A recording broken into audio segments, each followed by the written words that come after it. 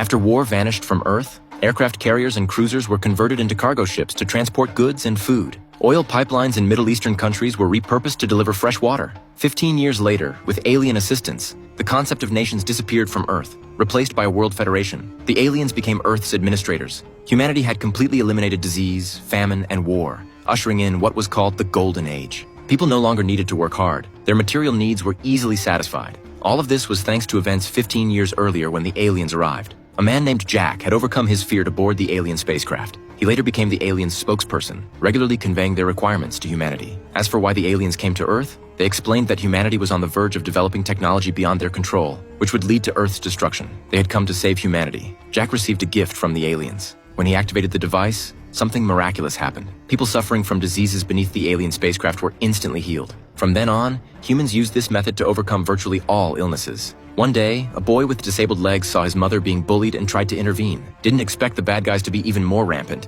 and they even damaged the boy's chest. Then a blue light descended from the sky. Miraculously, the attacker instantly collapsed, foaming at the mouth. The boy's wound slowly healed, and even his congenitally disabled legs could suddenly stand and walk. Similar incidents occurred worldwide. With the aliens playing God's role, society indeed became more peaceful and harmonious. But not everyone saw it that way. Some believed the aliens had ulterior motives and established an organization called the Freedom Group. They promoted their ideology on television. Humans were being farmed like pigs by the aliens. And once the time was right, humanity would face the same fate. Over 20 million people worldwide joined this organization. They even kidnapped the spokesperson Jack and broadcast it globally. They demanded that Jack and the overlords leave Earth. When refused, they prepared to execute Jack on the spot. As they moved to act, something strange occurred. Time seemed to freeze. Everyone stood motionless, bullets suspended in midair. But Jack remained unaffected and escaped danger.